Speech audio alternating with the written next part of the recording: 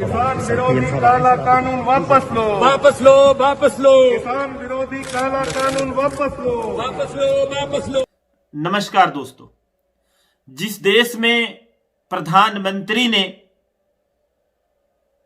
देश की सीमाओं की रक्षा करने वाले, देश की सीमाओं पर दुश्मन देशों के सैनिकों की गोलियों की बौछारों के सामने अपने फौलादी सीने की ढाल बनाने वाले जवानों के समान उनके बराबर आदर, मान और सम्मान सैनिकों को दिया गया हो, उस देश में आखिरकार जय जवान जय किसान के नारे के बाद ऐसे हालात क्यों पैदा हो गए कि एक तरफ उस देश के प्रधानमंत्री जो खुद को प्रधान सेवक कहकर सेवा करने के लिए इस देश की सत्ता पर काबिज हुए थे, वो अपने मन की बात देश की आवाम को, किसानों को बताने का प्रयास करते हैं। वहीं दूसरी तरफ जिस अन्नदाता किसान, जिस जय किसान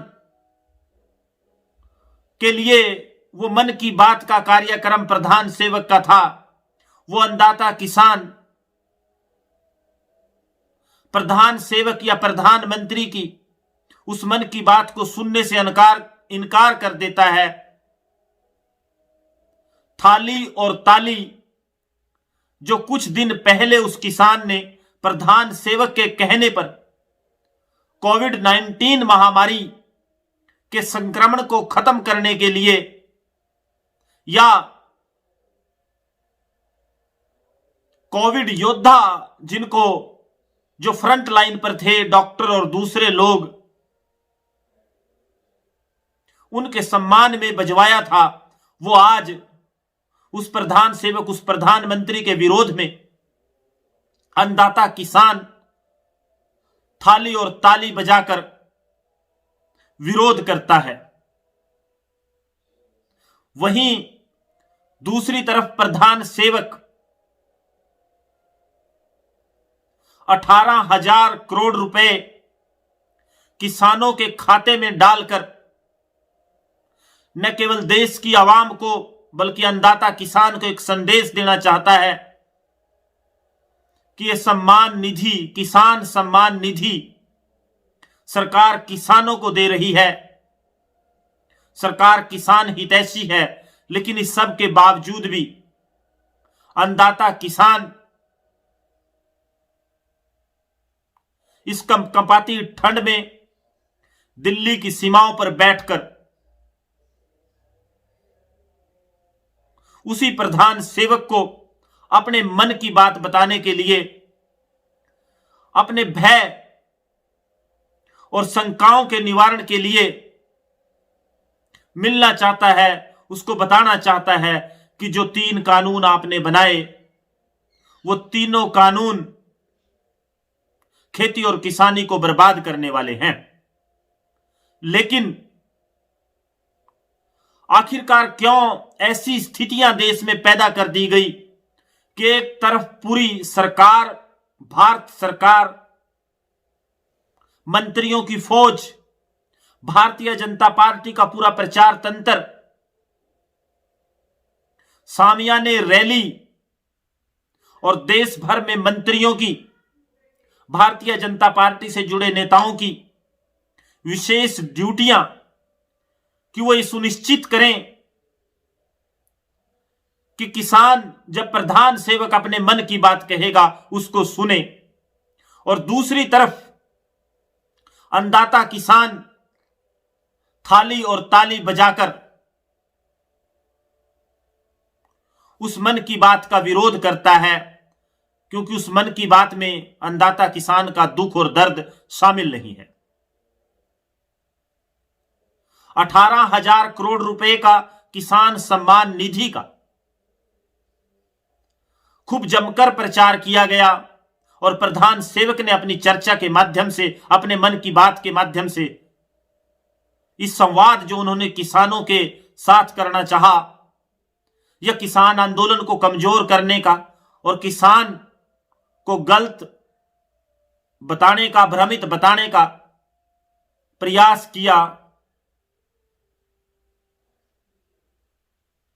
वहीं दूसरी तरफ फसल बीमा योजना के बारे में खूब कसीदे पढ़े गए। अगर सरकार की किसान सम्मान निधि की ही बात करें, जो 6,000 रुपए सालाना किसानों के खातों में केंद्र सरकार ट्रांसफर करने का, उनको देने का दावा करती है, वो आधे से कम किसानों को मिलता है और वो नाकाफी है, ऊंट के मुंह में जीरा है। अगर इसको हम प्रतिदिन के हिसाब से कैलकुलेट करें तो 16 रुपए 32 पैसे प्रतिदिन पड़ता है।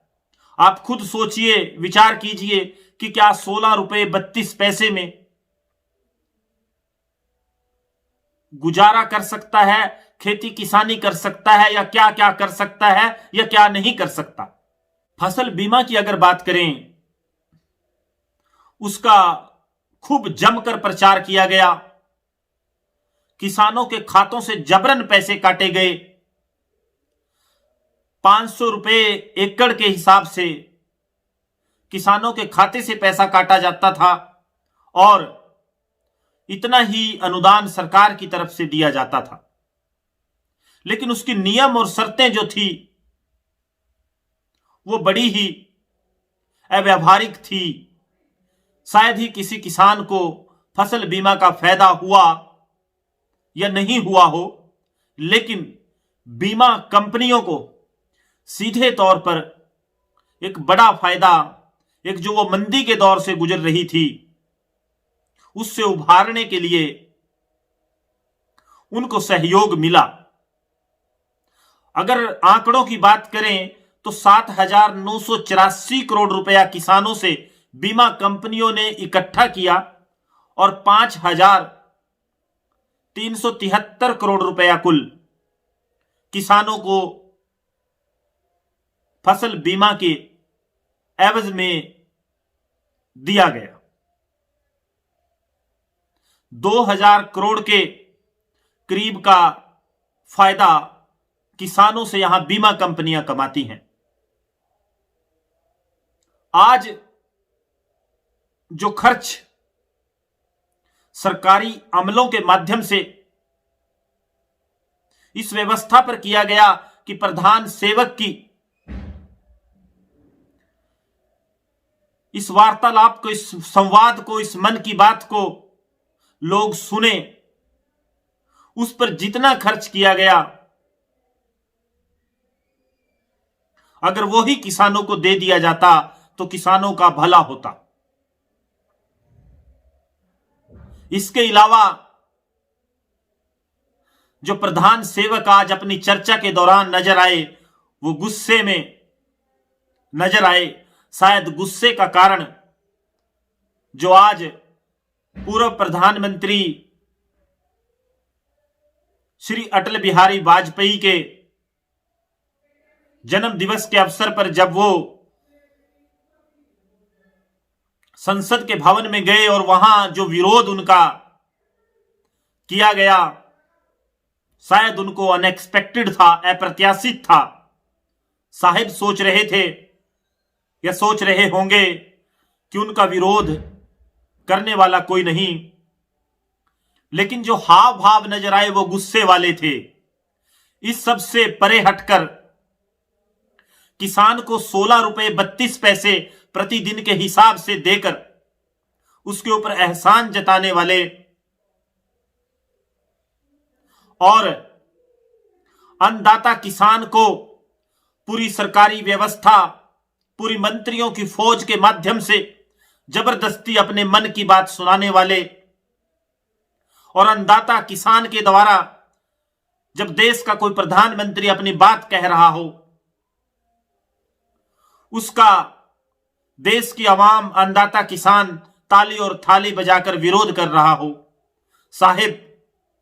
शायद पहले प्रधानमंत्री देश के होंगे।